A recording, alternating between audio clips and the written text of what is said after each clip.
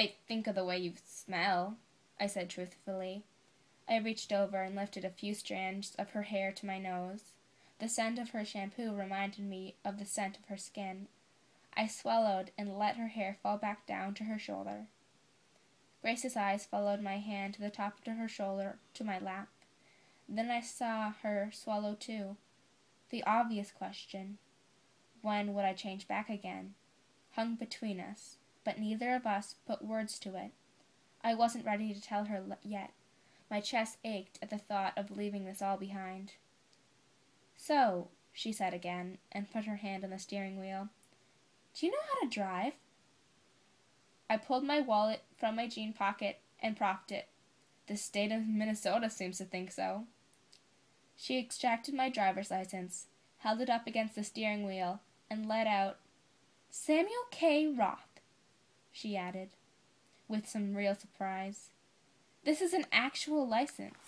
You must be real. Oh, sorry.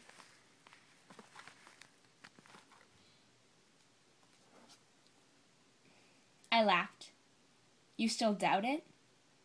Instead of answering, Grace handed me my wallet back and then asked, Is that your real name?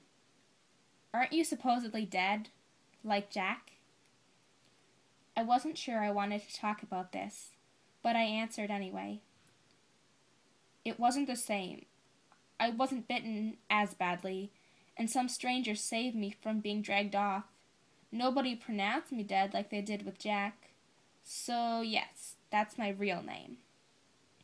Grace looked thoughtful, and I wondered what she was thinking.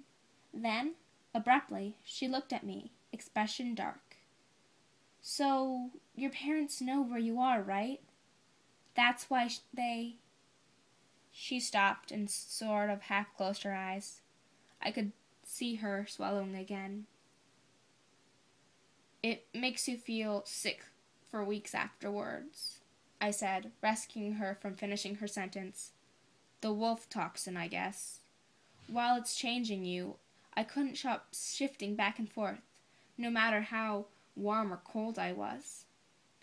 I paused, the memories flickering through my head like photos from someone else's camera.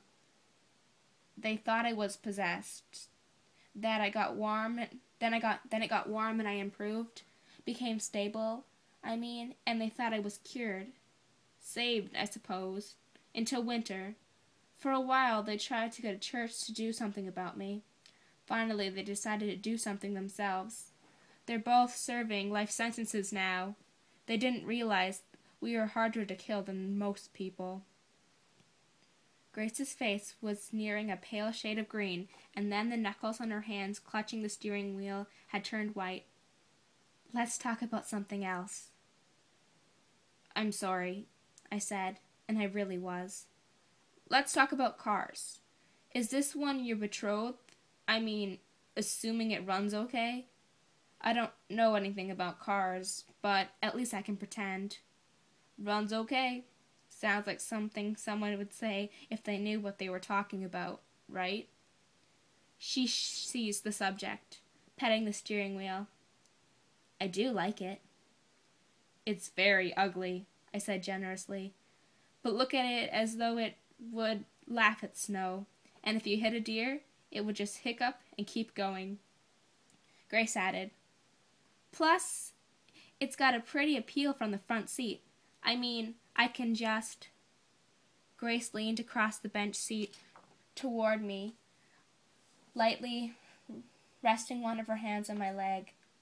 Now she was an inch away from me, close enough that I felt the heat of her breath on my lips, close enough that I could feel her waiting for me to lean into her, too. In my head, an image flashed of Grace in her backyard, her hand outstretched, imploring me to come to her. But I couldn't then. I was in another world, one that demanded I keep my distance. Now I couldn't help but wonder whether I still lived in that world, bound by its rules. My human skin was only mocking me, taunting me with riches that I would vanish at the first sight of the freeze. I sat back from her and looked before I could see her disappointment.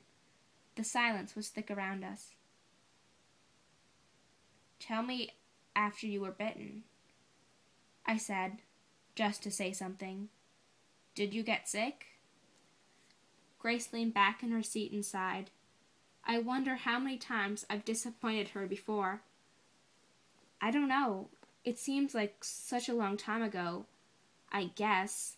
Maybe I remember having the flu right afterward. After I was bitten, I felt like I had the flu too.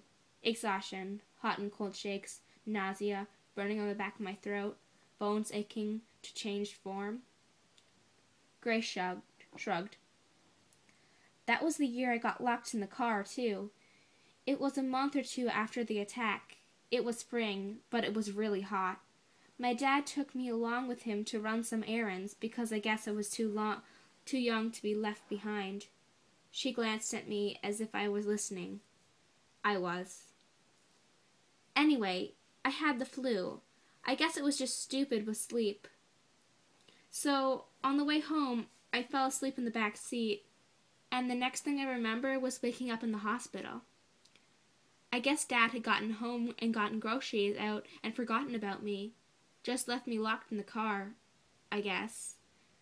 They said he tried to get me out, but I don't really remember that, really. I don't remember anything until the hospital, when the nurse was saying that it was the hottest May day on record for Mercy Falls. The doctor told me that the heat should have killed me, so I'm a miracle girl. How's that for responsible parenting? I shook my head in disbelief.